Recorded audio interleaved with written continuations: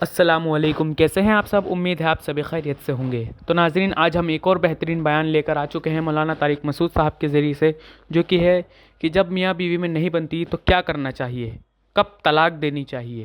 تو آئیے سنتے ہیں۔ بھائی جب نہیں بن رہی ہوتی، ہر طرح سے مزاج ہی نہیں مل رہا، ایلفی سے تھوڑی چپکانا ہے کہ بھائی چپک کے رہو، بس الگ نہیں ہونا۔ تو جب نہیں مل رہی تو میں نے کہا یہ آپ کی قوم کیا کہتی ہے، لیکن ہم قرآن و سنت کو دیکھتے ہیں تو اللہ فرماتے ہیں وَإِن يَتَفَرَّقَا يُغْنِ اللَّهُ كُلًّا مِّن سَعَتِهِ۔ نہیں بن رہی، جوڑ کی ہر کوشش ناکام ہو گئی، محبت سے کیا کر لو، علیحدگی اختیار کر لو۔ کہنے لگے نہیں ہماری قوم میں ایسا نہیں۔ میں نے کہا پھر یہ آپ کا اخپل اسلام ہے۔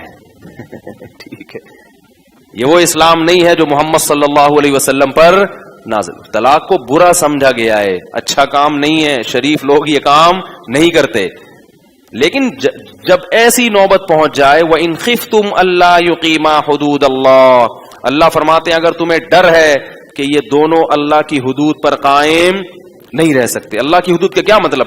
سر پھوڑ رہے ہیں ایک دوسرے کا، وہ اس کو گالیاں، وہ اس کو بددعائیں، وہ مرے، وہ اس کی شکل نہیں دیکھنا چاہ رہی، وہ اس کی شکل نہیں، ایک تماشا بنا ہوا ہے۔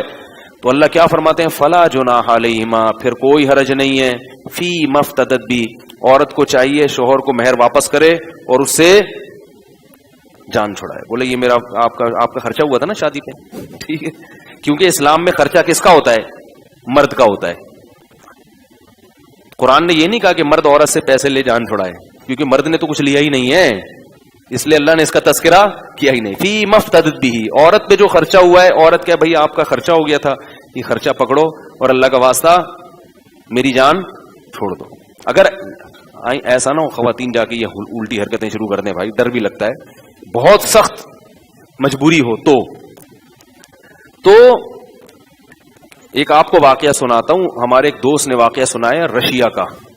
کہتے ہیں روس میں ایک یہودی عورت ملی ان کو اور کہنے لگی تم مسلمان ہو؟ میں نے کہا کہنے اللہ کا شکر ادا کرو کہ تم مسلمان ہو۔ کہتے ہیں میں نے کہا کیوں بھائی، تمہیں کیوں، تم تو یہودی ہو، تم کیسے کہہ رہی ہو؟ اس نے کہا تم مسلمان ہو اس لیے تمہارے ہاں طلاق کا بھی ایک آپشن ہے، ہم یہودی ہیں، ہمارے ہاں طلاق کا آپشن نہیں ہے۔ اس نے کہا 20 سال سے میرا شوہر مجھے چھوڑ کر گیا ہوا ہے، مجھے نہ وقت دیتا ہے، نہ محبت دیتا ہے، نہ خرچہ دیتا ہے، اور کیونکہ مجھے طلاق نہیں دیتا لہذا پوری زندگی میری پوری جوانی کیا ہو گئی، برباد ہو گئی، میں کہیں اور شادی نہیں کر سکتی کیونکہ ہمارے ہاں طلاق ہے ہی نہیں، بس نبھا کرنا ہے جیسے مرضی ہو۔ تو طلاق کو شریعت نے بہت برا سمجھا، ناپسندیدہ سمجھا، مگر ایک کھانچا کھول کے رکھا ہوا ہے کہ بھئی اس کنڈیشن میں کیا کرنا ہے۔ اور یہ بھی یاد رکھو ہمارے معاشرے میں کسی خاتون کو طلاق ہو جائے یا کوئی مرد دے دے، دونوں کو اتنا بدنام کر دیا جاتا ہے کہ دوبارہ دونوں کی شادی نہیں ہوتی، یہ بھی غلط ہے۔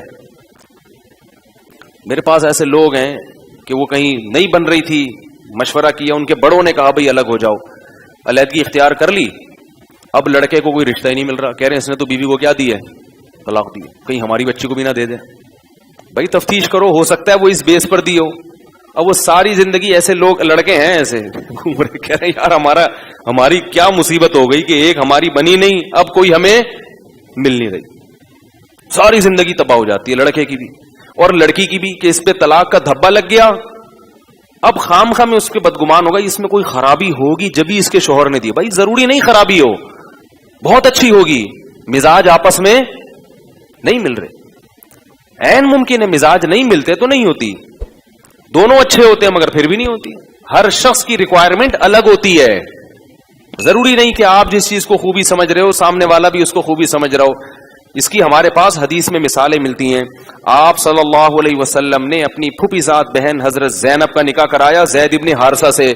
زید ابن حارثہ نبی کے چہیتے، منہ بولے بیٹے، اتنی محبت نبی صلی اللہ علیہ وسلم کو کہ حب رسول اللہ، جب صحابہ کو سفارش کروانی ہوتی تو زید ابن حارثہ سے کہتے کہ نبی سے سفارش کرو جا کے، کیونکہ حب کہتے ہیں بہت زیادہ محبوب۔ اور ادھر حضرت زینب وہ نبی کی پھوپھی ذات بہن، جنتی خاتون، جنتی عورت، اتنی سخی تھی کہ صبح اگر راشن ملتا نا پورے سال کا تو شام ہونے سے پہلے پہلے وہ راشن سارا صدقہ، دونوں چوٹی کے نیک۔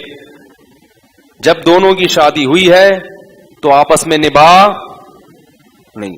نبی صلی اللہ علیہ وسلم نے بہت کوشش کی کہ یہ طلاق نہ ہو، کیونکہ یہ رشتہ نبی نے کروایا تھا. کروانے والا بھی کون ہے؟ اب میں کہیں نکاح پڑھا دوں نا، کہیں طلاق ہو جائے، کہتے ہیں انہوں نے پڑھایا تھا، انہوں نے ہے بھائی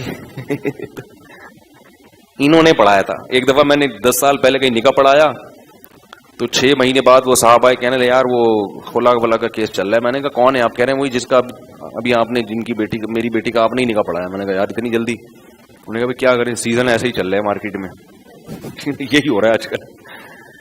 تو نکاح کی ترغیب کس نے دی تھی؟ نبی صلی اللہ علیہ وسلم نے.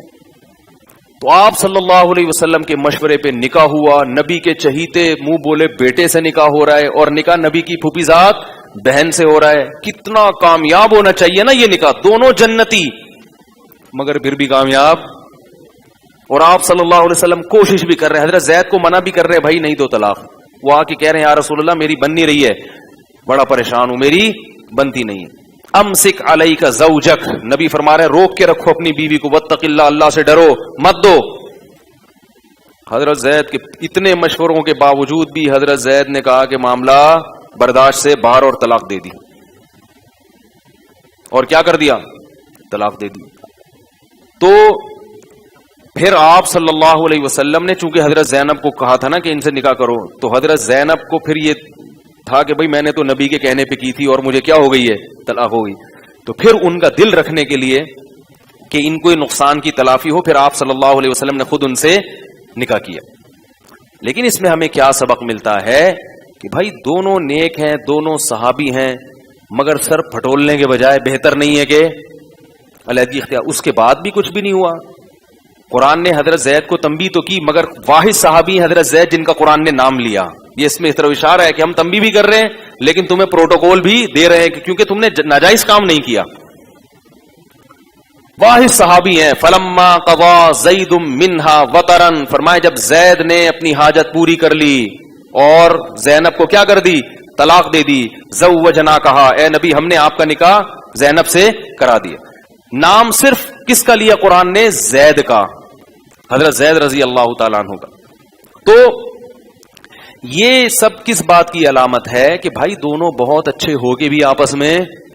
اور بھی ہمارے پاس مثال ملتی ہے، صحیح ہے بخاری کی حدیث ہے. ایک صحابی آئیں رسول اللہ صلی اللہ علیہ وسلم کے پاس، عرض کیا یا رسول اللہ میری شادی ہوئی، شوہر کو پہلے دیکھا؟ بولو بھائی نہیں تھا. خیال تھا کہ بھائی واجبی تو ہوگا نا. بہت سے لوگ شکل و صورت میں دلچسپی نہیں رکھتے، اور عام طور پہ مردوں میں یہ شکل و صورت کی اتنی زیادہ اہمیت ہمارے معاشرے میں ہوتی نہیں ہے. تو انہوں نے یہی سوچا کہ بھئی جیسے سب ہوتے ہیں اس طرح واجبی ہوں گے. باقی اخلاق اور دینداری کی تعریفیں سن رکھی تھیں، بھئی اچھے اخلاق ہیں، دیندار ہیں، اچھے اخلاق ہیں، یہ سن رکھا تھا، دیکھنے کی ضرورت محسوس نہیں کی. جب نکاح ہوا تو وہ صورت کے لحاظ سے بالکل ہی کم درجے کے نکلے، اور یہ انتہائی حسین خاتون تھی، انتہائی خوبصورت خاتون تھی. یہ رسول اللہ صلی اللہ علیہ وسلم کے پاس شوہر کے ساتھ ایک ہی رات گزری ہے کہ اگلے دن نبی کے پاس فوراً آ گئی. صحیح بخاری کی حدیث، فرمایا رسول اللہ بی من الجمال ما ترا، آپ جانتے ہیں کہ میں کس قدر خوبصورت عورت ہوں، اور میرے شوہر ثابت الانصاری قد کے لحاظ سے چھوٹے، رنگ انتہائی سیاہ، اور ان میں صورت کے لحاظ سے بالکل بھی اٹریکشن نہیں ہے. لا یجتمع رأسی رأسہ، کہ میرا سر ان کے سر کے ساتھ اکٹھا نہیں رہ سکتی، ناممکن ہے. لا اعتب علیہ فی دینہ وخلقہ، یا رسول اللہ مجھے ان کی دینداری پر بھی کوئی اعتراض نہیں اور ان کے اخلاق پر بھی. کتنے کلیئر لوگ تھے، دیکھو جتنی بات ہے اتنی بیان کر رہے ہیں. آج اگر کسی خاتون کو کھولا لینا ہو تو عورت اپنے شوہر کو جتنی کائنات میں گالیاں ہیں نا وہ ساری اس کو، کہ یہ ایسا بھی ہے، یہ یوں خرچہ بھی نہیں دیتا، مارتا پیٹتا بھی ہے، گالیاں بھی دیتا ہے، میرے ماں باپ کی بھی عزت نہیں کرتا، اور پتہ نہیں اس کے تعلقات بھی ہیں لڑکیوں سے ناجائز، اور یہ نہ ٹائم دیتا تھا، نہ رات کو گھر آتا تھا، نہ دن میں گھر آتا تھا، اپنی ماں کا غلام بن کے رہتا تھا، اور آج تک اس نے مجھ سے کبھی مسکرا کے بات نہیں کی ہے، اور شکل بھی اچھی نہیں ہے ٹھیک ہے، اور صحت بھی، کھانستا بھی بہت ہے، گٹکے بھی کھاتا ہے، یہ بھی کرتا ہے. ارے بھائی کوئی تو خوبی ہوگی نا، اور مرد بھی ایسے ہی کرتا ہے.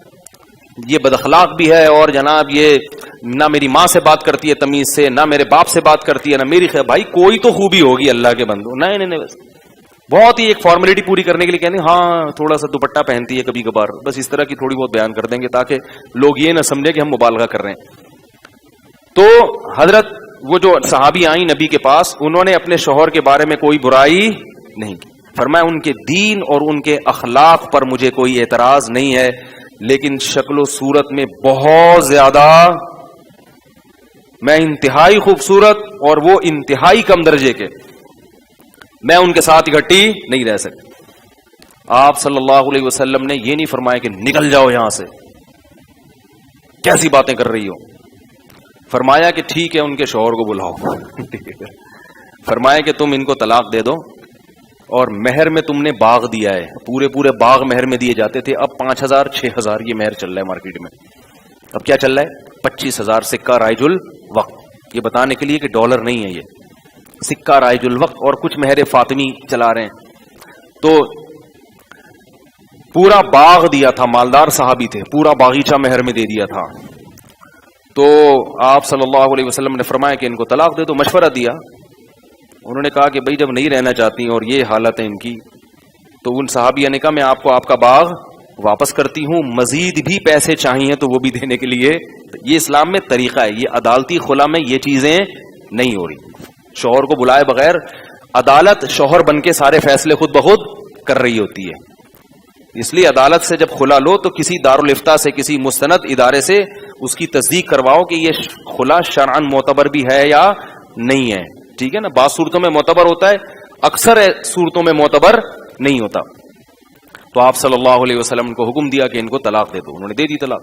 اب اگر وہ نہیں ہوتی، اچھا انہوں نے ایک بڑی خوبصورت بات کہی، اکرہ الکفر فی الاسلام، یا رسول اللہ میں اسلام میں کفر کو پسند نہیں کرتی. کیا مطلب؟ میں مسلمان ہوں اور شوہر سے محبت نہ کرنا یہ مسلمان عورت کا شیوا نہیں ہے، یہ اسلام نہیں ہے، تو کفر ہے. مجھے محبت ہوگی نہیں، میں ان کو سر کا تاج بناؤں گی نہیں، میں ان کی خدمت کروں گی نہیں، ہر وقت دل میں نفرت پیدا ہوتی رہی. یہ تو طبیعی چیز ہے نا، ہر وقت دل میں ایک پیدا ہوگی. تو یہ تو اسلام لانے کے بعد بھی کیا کر رہی ہوں میں؟ کفر والے. اس سے پتہ چلتا ہے کہ شریعت نے عورت کو شوہر سے محبت کا کتنا گہرا حکم دیا ہے. اس کو کیا قرار دیا گیا ہے؟ شوہر سے محبت نہ کرنا. اب ایسا نہ ہو آپ بولیں کہ چونکہ مجھے بھی محبت نہیں چلو بدل دو. ایسا نہیں ہوتا. وہ تو پہلی رات ہی کو ان کو اندازہ ہو گیا تھا کہ بھائی ناممکن ہے. آپ کے تو 5 بچے ہو گئے ہیں. ٹھیک ہے، اب 5 بچے ہو گئے، میاں صاحب بوڑھے ہو گئے. اب تو خوبصورت بھی ہوتے تو وہ ایسا ہی ہو جاتے جیسے اب ہوئے. اکثر خواتین پریشان ہوتی ہیں کہ جنت میں مردوں کو حوریں ملیں گی، ہمیں یہی پرانا والا ملے گا. ہیں بھائی؟ تو ان کو میں یہ کہتا ہوں کہ پرانا والا ملے گا مگر ریپیئرنگ کے بعد. پہلے اس کے ڈینٹنگ پینٹنگ کا کام ہوگا، اس پہ جتنے اس کے کھڈے ہیں فلنگ ہوگی، سمجھ رہے ہیں، سروس ہوگی اس کی، اور ریپیئر ہو کے یہ ریکنڈیشن گاڑیاں ہوتی ہیں نا جیسے، ایسے اس کی نئی نمبر پلیٹ ایشو ہوگی باقاعدہ. اس کو پورا ریپیئر ہو کے ملے گا. بہت اچھا لگے گا آپ کو، جو جیسا بھی ہے نا ٹیڑھا میڑھا، لیکن جنت میں جا کے کیا لگے گا؟ بہت اچھا لگے گا انشاءاللہ. تو اس لیے زیادہ پریشان ہونے کی ضرورت. اگر جنت میں گیا، حرکتیں اگر ٹھیک نہ ہو پھر ایک الگ بات، پھر تو اللہ وہاں بدل دیں گے میاں نا. وہ جہنم میں، آپ جنت میں، تو پھر ظاہر ہے کسی جنتی سے شادی کرا دیں گے.